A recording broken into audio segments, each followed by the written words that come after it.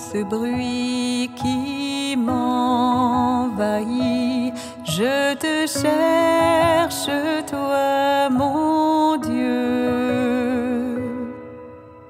Je te prie et me confie, je me tourne vers les cieux.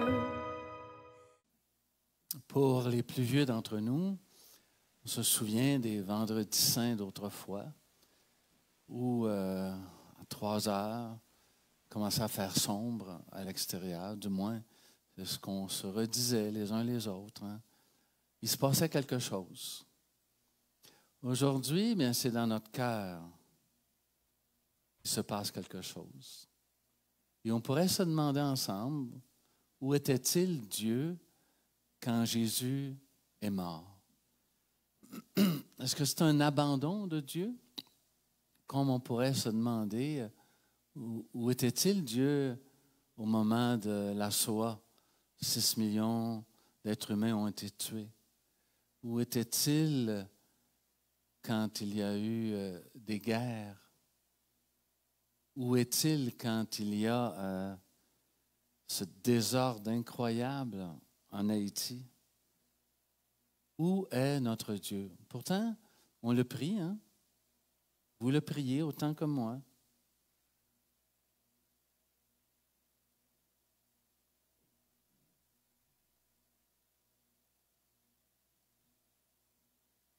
Pour comprendre où est Dieu, il nous faut une conversion personnelle.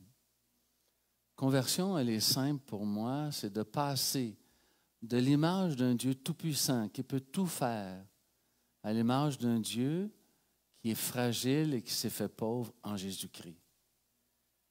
Si on arrive à faire cette transition-là, bien on saisira en quelque part que Dieu laisse aux hommes et aux femmes la liberté. C'est pas peu dire, hein? C'est un grand mot, ça, la liberté. Si on reconnaît qu'il y a de la noblesse dans la fragilité, il y a quelque chose en nous qui change. Parce qu'on peut reconnaître la fragilité d'un frère, d'une sœur, la fragilité de dirigeants, de peuples, ça n'excuse pas le mal qu'ils font. Mais ça nous fait nous redire, il y a à l'intérieur des gens beaucoup de souffrance. Et eux-mêmes vont causer beaucoup de souffrance. Dieu veut être en communion avec nous. La croix, carrefour de la divinité et de notre humanité. Dieu a été le premier à souffrir. Et nous, quand nous souffrons, que ce soit par des injustices, que ce soit par un manque de communion vrai, bien, on se rappelle Dieu qui a été le premier à subir une injustice incroyable. Pourtant, c'était l'amour qu'il revendiquait. Dur à comprendre, hein? Il revendiquait l'amour, puis est arrivée la croix. Il revendiquait la passion, la compassion, l'amour incroyable de son Père, et alors on lui a fait mauvais traitement.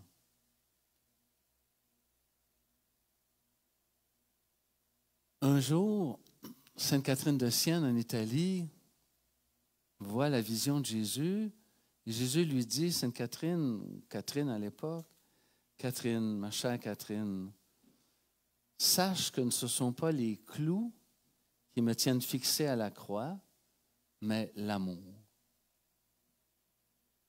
C'est donc l'amour de Dieu pour chacun d'entre nous, de s'associer aux souffrances, aux misères, aux injustices que nous pouvons vivre. Et rappelons-nous que là où les êtres humains quittent Dieu pour toutes sortes d'égoïsme et d'injustice, c'est là que Dieu veut les rejoindre. Mystérieux, hein? C'est là où on a nos plus grandes faiblesses que Dieu veut s'infiltrer et venir cogner à notre porte pour nous dire « J'ai quelque chose d'autre pour toi ». C'est dans la souffrance, l'incompréhension que s'inscrit le point de rupture pour beaucoup d'hommes, beaucoup de femmes qui se sentent isolés, qui vivent un sentiment de rejet et connaissent des fruits gangrénés par une expérience humaine qui est qualifiée de maudite ou qui est qualifiée de au-dessus de la masse. Quelle est la réponse de Dieu? Elle est toute simple. Dieu n'est pas venu expliquer le mal et nos souffrances et les souffrances des autres, mais il est venu donner du sens.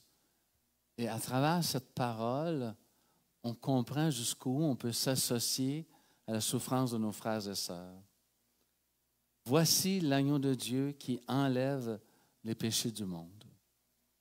Dieu fait homme qui enlève les péchés du monde. Le dernier mot pour Dieu, ce n'est pas le péché. Le dernier mot, c'est la vie belle et porteuse d'avenir, donc pleine d'espérance. Est-ce que la croix nous dit cela? Est-ce que la croix me dit cela aujourd'hui? Qu'il y a de l'espérance à travers tous ces moments qui sont pour nous moments de dépression, de tristesse amère.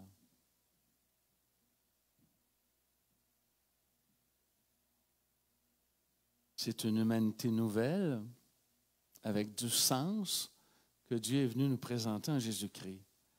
Je vais être en communion avec tous les hommes et toutes les femmes qui vivent des injustices, qui vivent la souffrance, qui n'ont pas demandé ce genre de vie.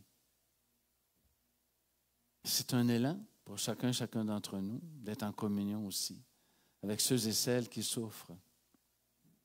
J'étais nu, tu m'as vêtu. J'étais en prison, tu es venu me voir. J'étais un étranger, tu m'as accueilli.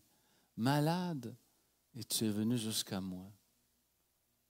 Et toute notre part d'humanité qui entre dans cette mystique de Dieu. Et si on le sait, c'est qu'on a fait un grand bout de chemin dans notre vie. Dieu ne supporte pas que l'homme se sépare de lui. Dieu ne supporte pas ça. Dieu ne supporte pas que l'homme ou la femme se sépare de lui. C'est pourquoi il y aura une promesse de Pentecôte. Il y aura une promesse de sa personne vivant en nous. Cette révélation-là, que Dieu ne supporte pas d'être séparé de l'homme, c'est une révélation que tous les saints et saintes de l'histoire de l'Église ont pu saisir de l'intérieur, ont pu comprendre. Alors, l'espérance pour une ère nouvelle, elle est déjà présente dans cette communion incroyable, dans cette vie abondante promise par le Seigneur, parce qu'il est le premier à ouvrir le chemin.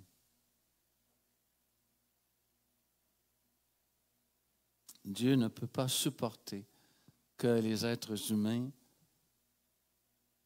se séparent de lui. Ce vendredi saint, Dieu donne rendez-vous et convie toute la souffrance, le désarroi de l'humanité, de l'univers entier. Pendant que j'essuie vos larmes, nous dit Jésus, et que vous faites de même les uns pour les autres, c'est le mystère du salut, du don de votre vie qui vous envahit maintenant par une générosité qui est celle de toutes les promesses de Dieu.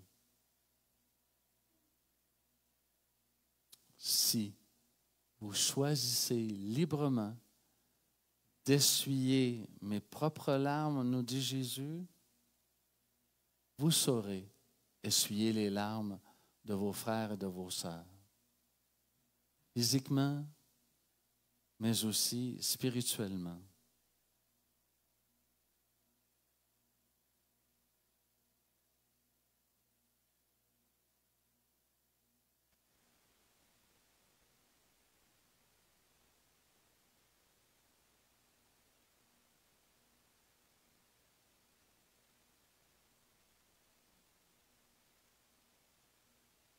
Le disciple que Jésus aimait, la Vierge Marie a été confiée.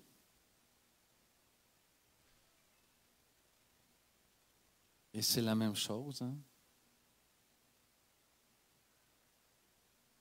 Marie prend soin de tous les disciples de Jésus, ceux qu'il aime. Bien, Seigneur Jésus, aujourd'hui, en ce vendredi saint, de ton côté a coulé le sang et l'eau.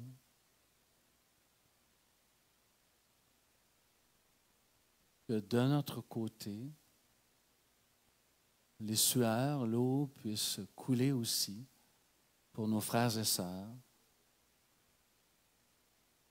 Pour certains d'entre nous, peut-être que même le sang peut couler.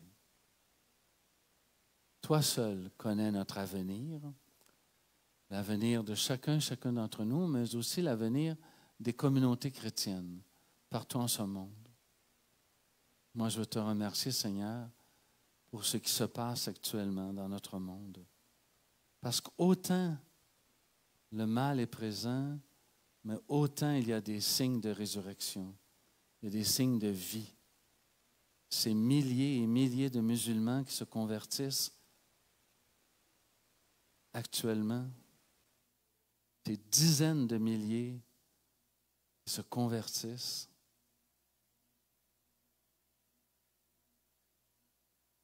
Que tous ces jeunes qui ont choisi de ne pas juger l'Église, mais de revenir vers elle doucement.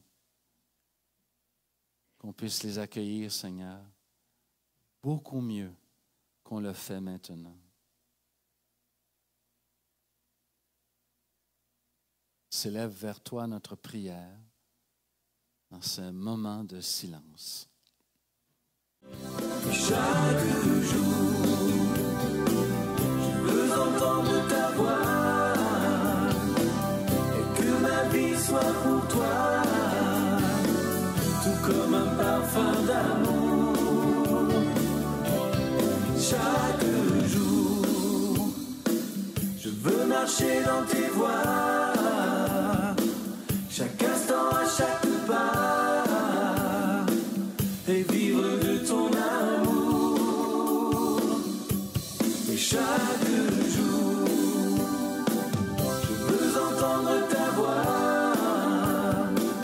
et que ma vie soit pour toi, tout comme un parfum d'amour que je répands chaque jour. Je veux marcher dans tes voies, chaque instant, à chaque pas, vivre de ton amour. Et chaque jour, je veux entendre ta voix et que ma vie soit pour toi, comme un parfum d'amour. Je répands chaque jour.